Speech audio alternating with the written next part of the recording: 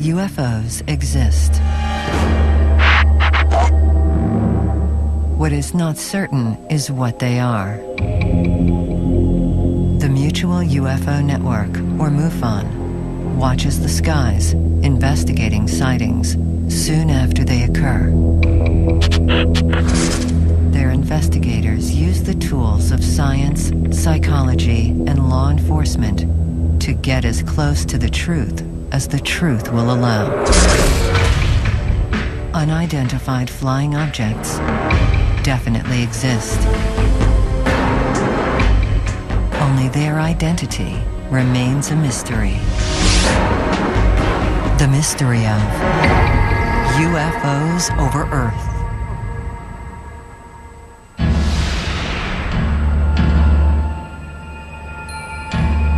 You know, when they talk about Galileo, he'd have his telescope and he'd invite people from the scientific community to come and look in the eyepiece. They didn't believe and they wouldn't look in. And what we're facing with here is this is out there, and some of us are looking in the telescope and trying to figure out what's going on out there.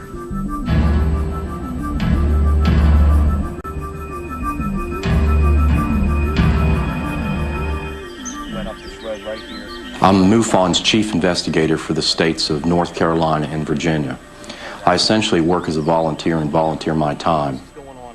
I went to Fayetteville, North Carolina, and I met with Chris Bledsoe, and I videotaped what he was telling me. I know what I saw. There's no skeptic in the world. They can say what they want sitting behind a desk, but they won't hear. When I interviewed Chris, he described lights in the sky at 3 different locations. As you get into the UFO investigations, you'll find people always are describing things they can't find words for. So I'm working more like a police sketch artist. We want to make this look as close to the actual event. This is the location along the Cape Fear River where 5 guys got together one night to do a little evening fishing. We were all fishing right in this very spot. Chris leaves his friends. He walks up to this spot on the road, and this is where he has his first encounter. Looking this way, you see the trees in front. See where it drops off, that little hut down there? Yeah. That's where I was standing. And there's these 2 orange balls, huge, and they were motionless, sitting side by side. Okay, so this is about the size that would have been over that tree right there. But what alerted me, a 3rd one came in the blink of an eye. And I turned around in a pretty good clip, not running, but a good pace walk back to the river. Now, this is the point in the river. Chris races back to tell his friends what he's seen. They all look up in the sky. Everybody sees these 3 lights descending rapidly. We're all looking at the sky when these 3 big white balls that look like stars converged and landed on the other side of the river. And they were really close. They weren't but 100 yards, maybe 150 yards on the other side of the river. The guys drop their fishing poles right where they're standing, and they head for the truck. So the guys are in the truck, they're racing out of there, they get to the end of the road, they stop the truck, they look up, and everybody sees something strange floating in the sky. But the story doesn't end there. Chris goes home, and the barking dogs lead him outside to his backyard, and that's where the story gets really weird.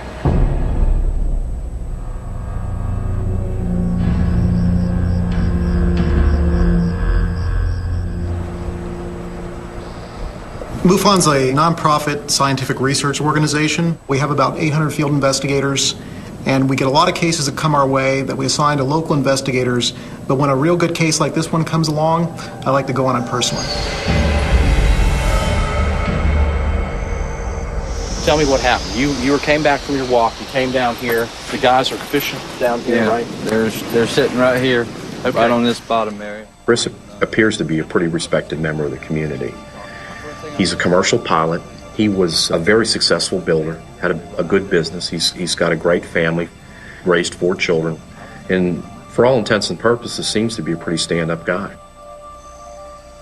What do you think the altitude was when they came down? You said when they came down and then slowed down like I'd say 500-600 feet when they slowed down, but they were coming down at a speed unbelievable. It looked like a star from a million miles away, and then it just, boom, didn't stop, but it looked like a cushion of something caught it, and then they come down about this speed, just gently. I have to say that Chris Sr. just came across so well.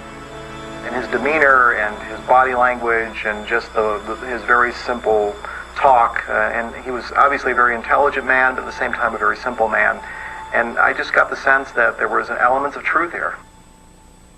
And was that the end of it? It was the end until I got home. And then it started again at the house. What happened at the house? That's when my dogs went nuts, and I ran out to see what was bothering them. My Chesapeake took off in the woods. I ran around to cut them off, whatever it was, and that's when this entity is standing 3 or 5 feet away from me. So it went on a long time. I mean, it was a hectic night. It was totally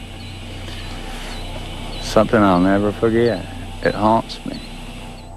My Chesapeake runs right to about right here and stops.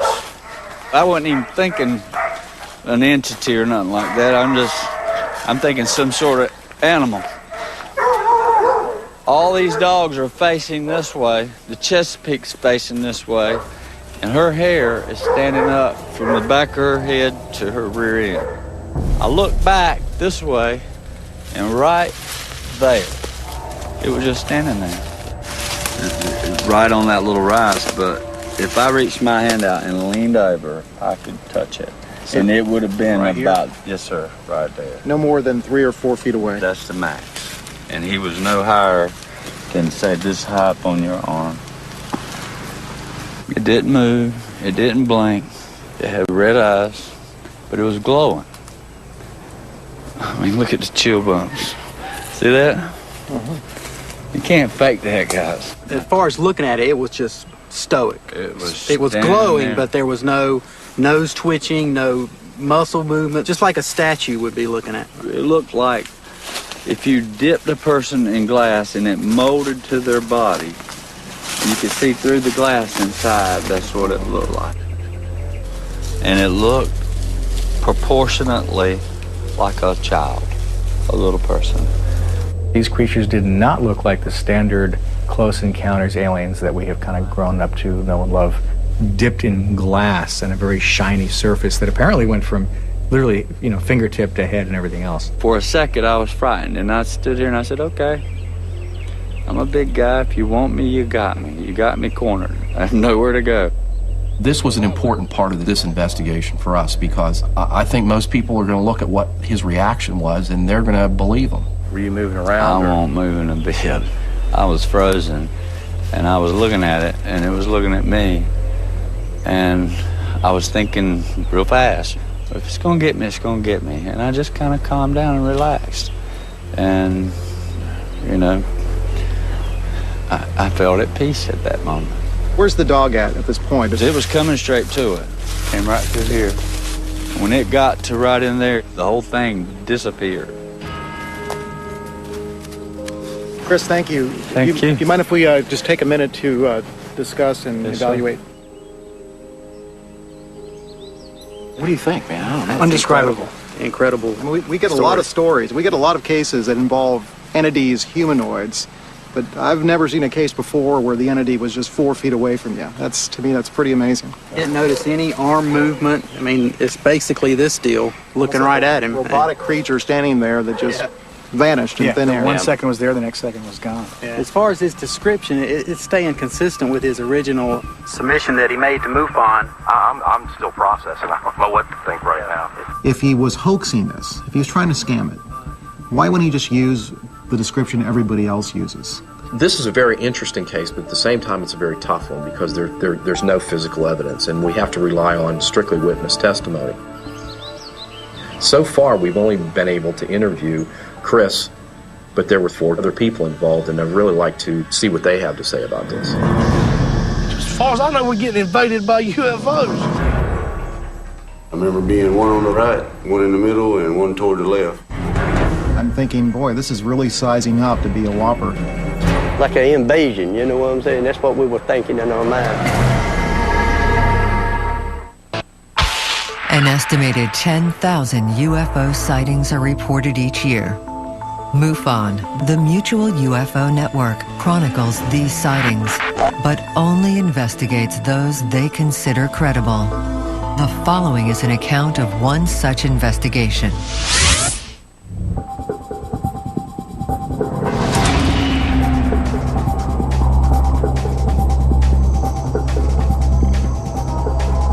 Chris Bledsoe alleged that he had 3 separate UFO sightings and also had an alien encounter, but he was not the only witness that night. Okay. Just try to remember back and tell me about what happened that night. It was really dark out, and I happened to be looking down that way, and I saw these 2 orbs, you know, about this big, about waist high off the ground, just floating. So all I could see was these 2 bright red orbs side by side. Where were they when you first saw them? Down the path there, coming down the road. Okay. And so they're coming down that road and coming this way, or what? Yeah, really slowly. So you saw the orbs go into that area? Go into the woods on the left side in front of near the river.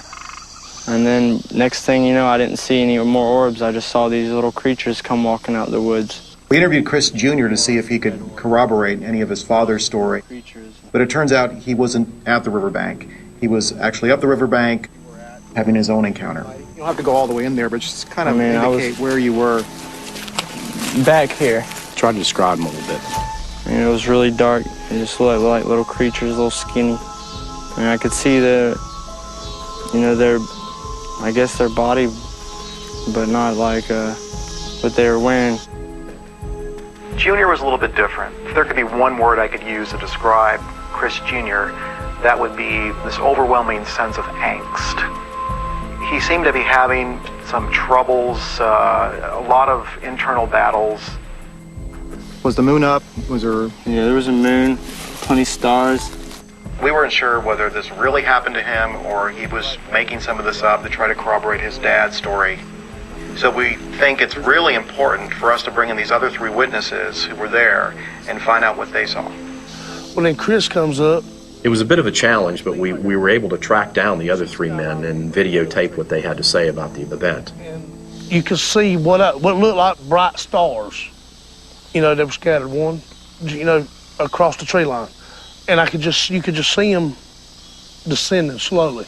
And it just like dropping, like I said, it looked like a piece of hot steel or something, They were orangish, and then you could see separate other colors. It was orange and maybe yellow. I remember being one on the right, one in the middle, and one toward the left. From that tree to this tree, they were right there. You could see them just perfect right there. That's when it freaked me out. And I said, hey guys, look, y'all see them? Y'all see these? I got so paranoid I opened my pocket knife. And that's when the panic set in, There wasn't nothing normal about it. What if someone was to say, look, all you guys saw was some flares? I'd call them a lie. Have you seen flares before? Yeah. Any way they could have been flares, just military flares? Nah. Have you seen flares? We stood there for 5 or 10 minutes looking at them. Right. Ain't no flare gonna sit up there that long. Right. As I'm hearing these guys tell me their story, although there's some minor discrepancies here, basically everybody's pretty much telling us the same thing, and they're pretty much corroborating each other's stories. There wasn't no sound. I mean, it was dead still that night. No sound whatsoever. Did you hear any other noise, normal noises, birds, Nothing. animals? It was quiet. It was quiet. It was just, you could have heard a rat piss on a piece of cotton. That's how quiet it was. One of the big discrepancies was the description of the large light that they saw at the top of the hill. 3 of them saw this big ball of light. When we come out of here, before we left, there was a light right yonder. It was a big light right there in that field there. But Chris Sr. had this very vivid description of what the craft looked like. So we're not sure what to make of that. Somewhere between there and the highway was the spiked object that I described. It was just another big glowing light. It was like a... But then, like I said, it just kind of just... Hold your hand up like that and kind of try to remember it. Well, from the distance, I could put my hand around it like that, maybe. If you look at the tree and the pole, it would have been, the nose of it would have been at the pole, and the rear end of it would have been past the tree. See the horse standing there? Right. That would have been about the back of it, or a little further behind him, and the front of it would have been along this pole over here. It was a good 40 feet. The other major discrepancy we saw in the stories was this whole issue of missing time, where Chris Sr. thought he was gone for maximum 20-30 minutes from the riverbank, but his companion said he had been gone for hours, and in fact they went to go look for him. Okay, Chris, now, you said it took you 20 minutes to get up here and back down again. And yes, sir. Okay, now, why did the other guys think it took longer than that? I had been gone a long time. I remember that night that somebody had went looking for him in the truck. The truck was parked right there. When it got dark, we kind of started wondering where Chris had got to. It was just me and Gene down there. Donnie went up the hill to get Chris so he didn't have to walk back or whatever. Went around there, hey, where you at? All of them said they drove up to the road at the end and drove back. And I know they left because they said they did, and the truck was moved. At some point, those guys said that they came up the road and went up there, turned around, and went back. You're standing here the whole time. Yes, sir. How could they get past you without you seeing them and them not seeing you? There's no way. Did anybody tell you how much time had passed? 3 or 4 hours. They thought you were gone for 3 or 4 hours. Yes, sir. In a case like this where there's time missing, he tells me he can't remember. He tries to remember, he thinks about it, he gets these severe smashing headaches, and he can't remember what happened up there. So at the time, you didn't think it was strange that when you got here, it was just getting dark, and when you got back, it was very dark. That didn't strike you as strange or odd? I have a missing spot in my brain, and I've told Richard this time and again. I have a wall. I want to know what happened there. I'm lost for time at that point. I feel for him. I feel sorry for him because I can see that he's really struggling with something. But I know that's something that we probably could explore with some psychological help. Now that we've finished interviewing the other witnesses, and we've pretty much gone as far as we can with them, we want to go back and focus on Chris Bledsoe because that's where we think we're going to find our answers.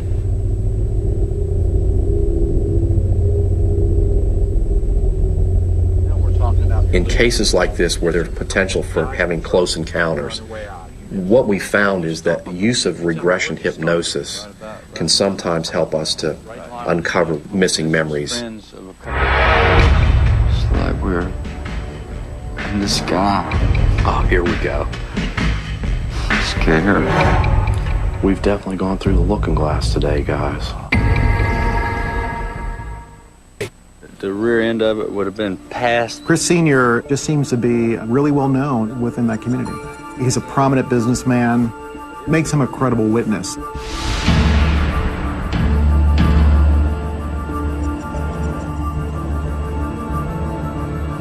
We're not sure if what happened to Chris Bledsoe is real or fantasy, but we're hoping that regression hypnosis will provide that answer. You do the regression hypnosis, you basically put the client in a state of unconsciousness. Sometimes they'll refer to it as put him in a trance. And the psychologist can basically talk to the individual and take the information off their subconscious mind. You're in control here. And all I'll be doing is just helping you to get focused. Dr. Michael O'Connell is a Harvard-trained psychologist. He's got 15 years experience, and he's probably done a regression hypnosis on somewhere around 250 individuals, and we are very lucky to have him. Yes. You're okay. You're okay. The regression hypnosis took place on July 14, 2008, and we videotaped it.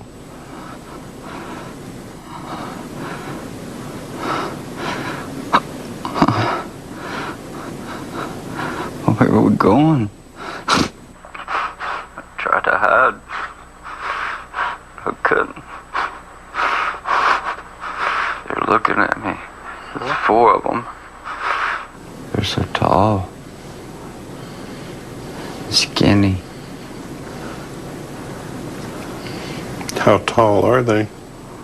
Real tall. 7 foot or better. They're not human. They're not human. 4 of them. Uh-huh. I just want to go home. Let me go. I want to see my son. Mm-hmm. What do you want? Wherever he was when they were doing this explains why. I mean, that would explain why when they come up the hill looking for him, he wasn't there. What does the room look like? It's round. It's dark in areas, but I can see lights, controls. I can feel no movement, none. Okay, Michael, go ahead. Push it to the limit. Are they telling you why you were chosen? Uh-huh. What reason was that? They're my guardians. Looking after you? Uh-huh. Your well-being? Uh-huh. Every time I get sad, they're here. I know I've been sad. Is that why you come? Are they the same ones that you saw in your backyard later? That's their children. Their children? Uh-huh. They let them out to play. In your backyard? This is just your routine everyday stuff here, right? 20 years in the business. Have they been inside your home? Yeah. We've definitely gone through the looking glass today, guys. I've seen the tapes before, but this is one of the best ones I've ever seen. All the way up? You can feel it in your butt and your back? So what do you think? Oh. Was I abducted? A lot of similarities. Unfortunately, you're not unique in this world. Everything we were trying to figure out, you pretty much told us. Yeah. Really? Yeah. Yeah, you did real good. Wow. You did good. I'll show it to you. What we're watching here with Chris is very consistent with the typical abduction scenario. It obviously accounts for the missing time. Can I come back? It also accounts for the fact that someone got in the truck, drove up the hill to where he was, and he wasn't there. You said at one point, you said something about the little ones, and you said they put them out, let them out to play or something. That was kind of funny. Yeah, said, oh, they were just let them out to play. He said, in your backyard. Play in your backyard. This has been one hell of a week. It's been a roller coaster of emotions. So right now I think we're going to be mostly in analysis mode and trying to figure out where we're going to take the investigation next. And when I came home to tell everybody, I was rejected like I was completely nuts. If you'd come back and said this person's like totally psychotic, it would have made this real easy for us. All MUFON investigators are volunteers. Their full-time occupations range from police detectives to computer graphic designers to aeronautical engineers. They bring their skills to each investigation. Let me go. I want to see my son.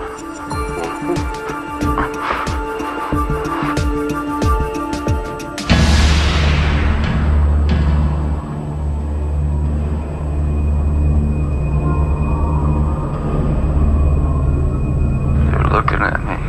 There's 4 of them. They're not human. They're not human. In an effort to reconnect Chris with his experience, we created an animation to show him. And we're hoping with his feedback, we can know whether we're accurate or not. Here's the first one. What we're looking at here would be when you guys were at the riverbank and you saw the lights come over. How's that look?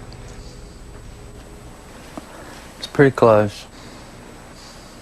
The 3rd orb should be where the other one is on the left.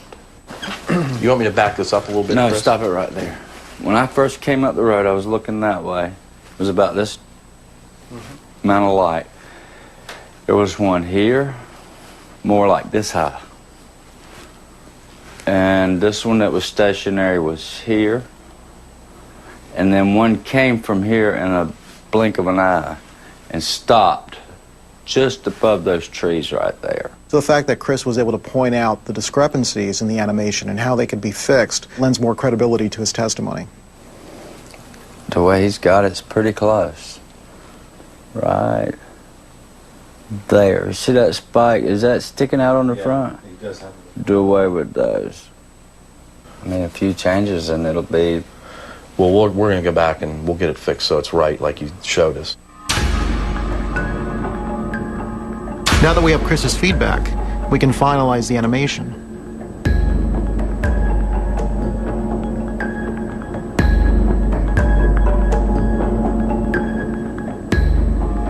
He has this very vivid image of what he saw, starting with him up at the top of the hill and seeing these orbs coming over the field, and then going back down to the riverbank and witnessing these lights coming over with the other folks there that were fishing with him. And then all of them getting back in the truck and going to the top of the hill again and seeing this strange spike craft. And then racing home from there and having this alien encounter.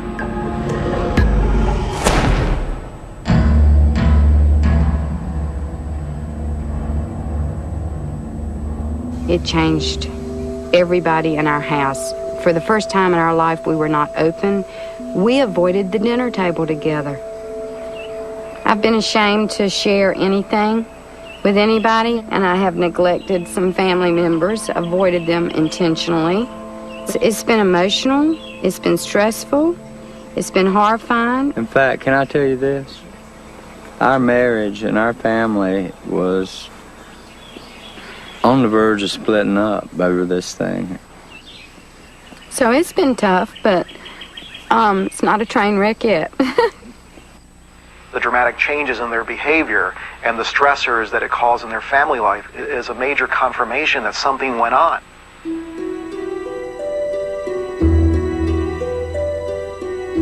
Chris had more to lose than to gain by making up the story. So the question is, did he really see UFOs and was he abducted, or is this all in his head? Debbie, James Carrion. Hi, James. It's a pleasure to meet you. You're actually going to be able to come up with a diagnosis, whether there's any elements of fantasy proneness, any red flags you're looking for in terms of could it be a hoax? You know, I'm going to do an in-depth interview with him and try to get as much information as I can. Personality disorders I would be looking for in a case like this would be something like narcissistic personality disorder, or their proneness to fantasy, or if they have any sociopathic tendencies. Debbie, Richard. Hi. Debbie, Chris, Hi. Lensa. Nice to meet you. This is Chris's wife, How Vaughn. you doing? Hi, Vaughn. Nice to meet you. Nice to meet you. What I was really looking for was whether he showed any indications of these personality disorders that would really tell me that there's a hoax going on here. Debbie's a psychiatric social worker. She's a professor, a college professor in Maryland. Just tell her, you know, just be open, tell her what you're thinking, and I think everything will be fine, okay? Make yourself at home. Thanks. First test is a skid. You just do a general interview. Are people anxious? Are they depressed? From that very structured interview, you piece together a diagnosis.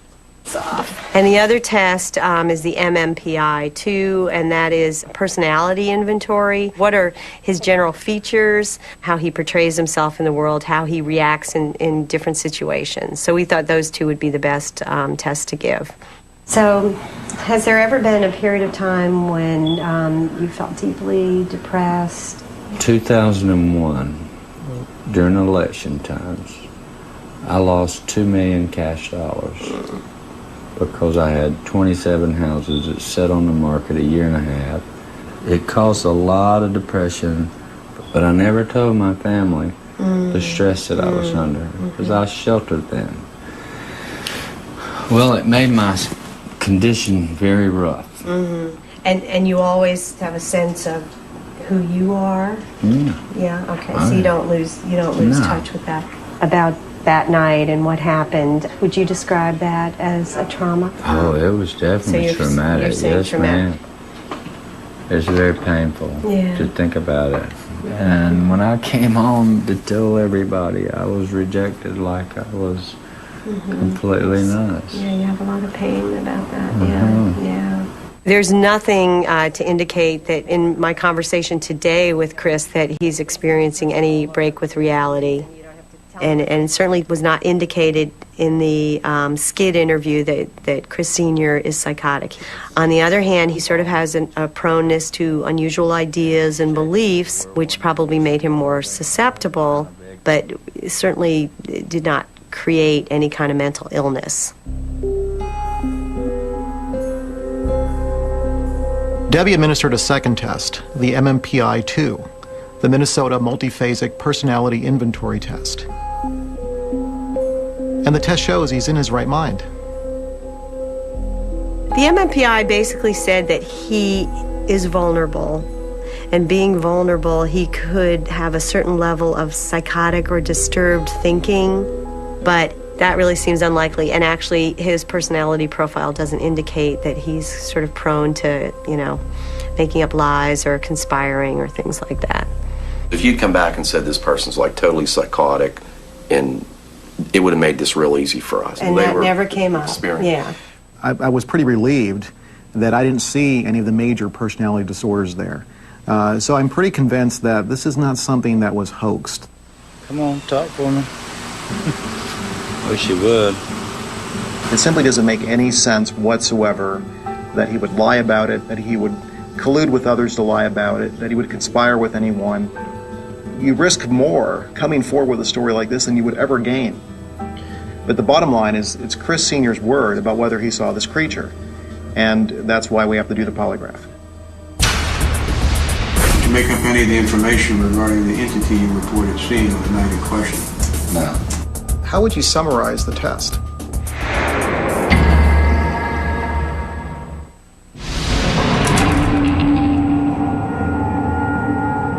It looked like stars. I mean, stars in our eyes.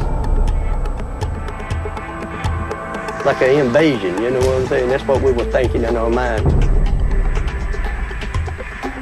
What does the room look like? Lights. Controls. Because this case is based on anecdotal testimony, we decided to use the polygraph to see if Chris is telling us the truth. Hey, Yvonne.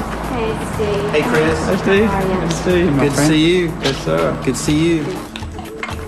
As far as polygraph is concerned, you're either telling the truth or you're not telling the truth. A lie is a lie is a lie, I suppose. That's it. Polygraph is really only as good as the operator's interpretation. We were lucky to get Bob Durdak. He's retired from the FBI. He was in charge of the North Carolina Bureau's polygraph unit, and he's very respected in his field. I tell them it's a pure of heart test. If you feel good in your heart, you're being honest, you're going to do fine. If you don't, your body shows it, and you don't do so good. It usually pretty much plays out that way. Hello there. Hello. Hello. Hey, how are you? Steve McGee, MUFON. Steve, Bob Durdak, how are you? Chris Bledsoe. Chris, nice to meet you. Good to meet you. All right. Steve, thanks very much. Yes, sir. Chris is having no qualms about doing a polygraph. In fact, in the original report, he said he would take one. So we're going into this polygraph exam feeling very confident that he's going to do well. The real lie detector in this whole equation is you, because you're the only one that knows the truth, and you're telling this instrument here what's going on inside your body, and that's what we're using to determine whether you're being truthful or not. If you will pull this around your lower stomach and just hold it right in the middle and kind of lean forward a little bit, I'm going to pull this around behind you. For months, I was scared to say anything for ridicule. I decided I had to get it off my chest or it's going to drive me insane. And the world needs to know it's real. It is real. I'm thinking, if he comes out and passes, this is going to make this real easy. And it's going to shorten our time here. I suffer anxiety anyhow, that's Well, just try to be as relaxed as you can. Okay, ready to go? Yes, sir. Test is now beginning. Is your first name Christopher?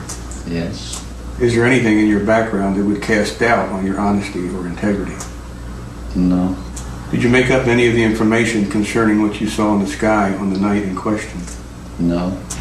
Have you conspired with anyone to provide false information regarding what happened on the night in question? No. Did you make up any of the information regarding the entity you reported seeing on the night in question? No. How would you summarize the test? Well, I'd say he failed the test. I'm going to tell you that his deceptive responses were focused around things that he actually saw that night. He wasn't being truthful about the entity. I don't think so. What do you think he was being truthful about? I mean, it's hard to say. I mean, it's going to be a speculation no matter what I say. Is everything he said a lie? You can't glean that just from the polygraph. You can glean that from the investigation, the information you collect, and everything should fit at some point.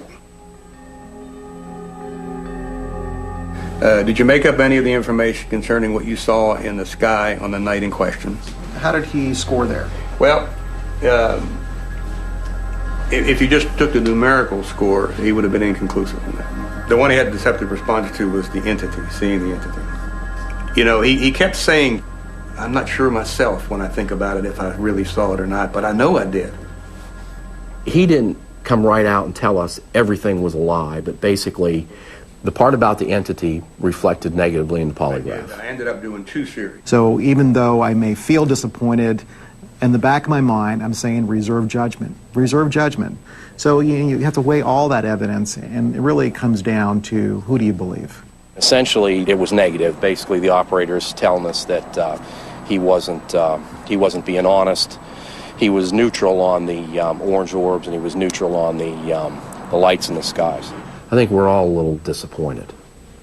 Honestly, the relationship I've developed with Chris, I really felt like I owed it to him to sit down and talk to him about it. This was going to be his chance to either confirm or deny that he still was going to stick to his guns, or he was going to finally come out and admit that, no, guys, all right, you got me.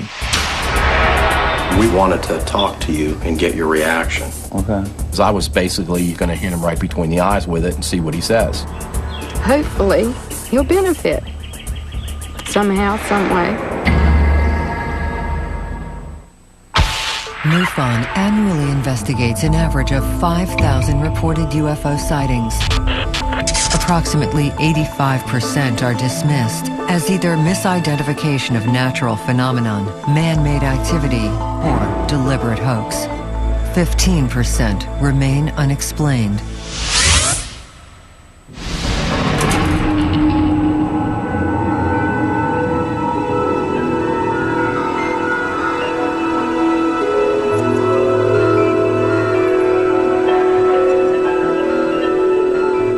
We were really concerned and wanted to talk to you and get your reaction. Okay. It was an uncomfortable time because I was basically going to hit him right between the eyes with it and see what he says.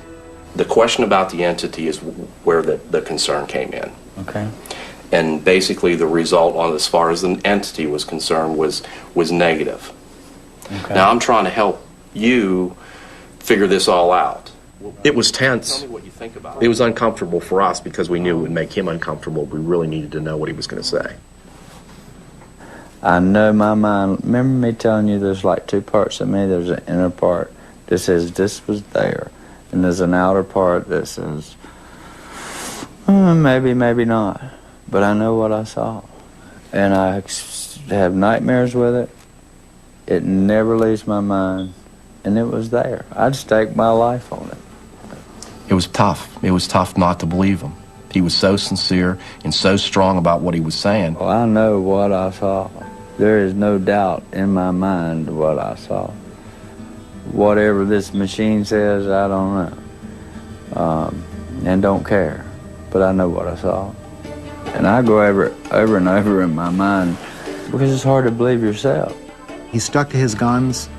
He was very sincere. So in my mind, the story still goes. I mean, the story still seems credible.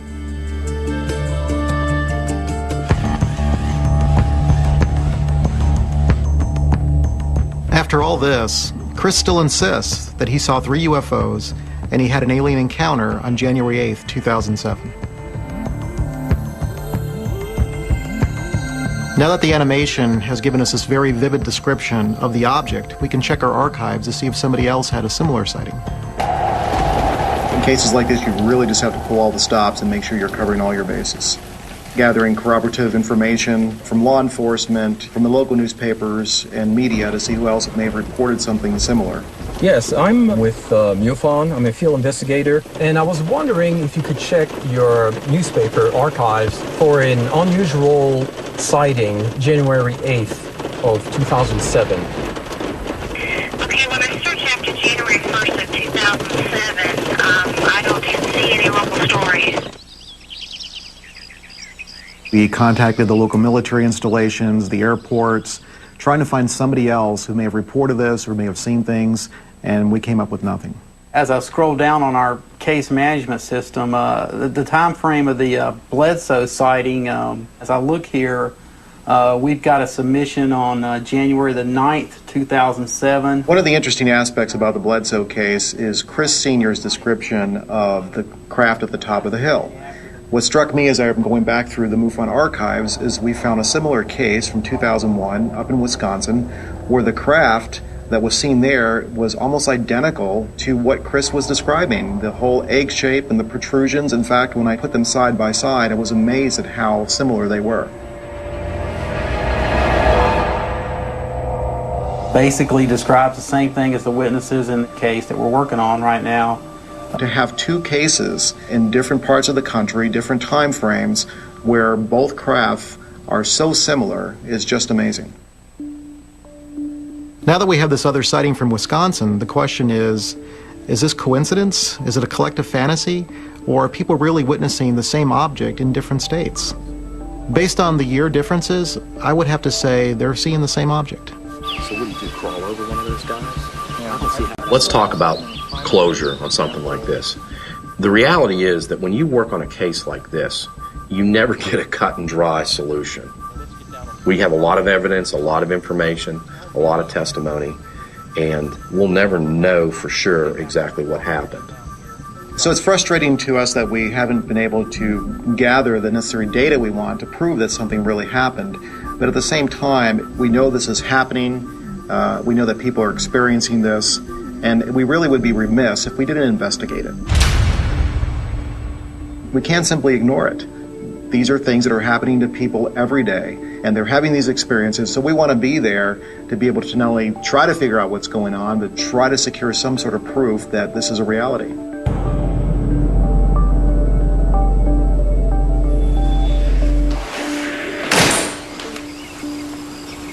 It's all right. Come on out here. What do you think? I don't know what to think. You don't? Chris Jr. and Chris Sr. had a very reality-altering event. I think this case shows that we're dealing with a real phenomena here. And it's important for folks to know this is not science fiction. This is science fact. Thank you so much. You're welcome. It's been tough, but it all come out good. All right, bud. I'll see you later. Thank you, Richard. Thank you. See you later, man. Later, buddy. Thank you.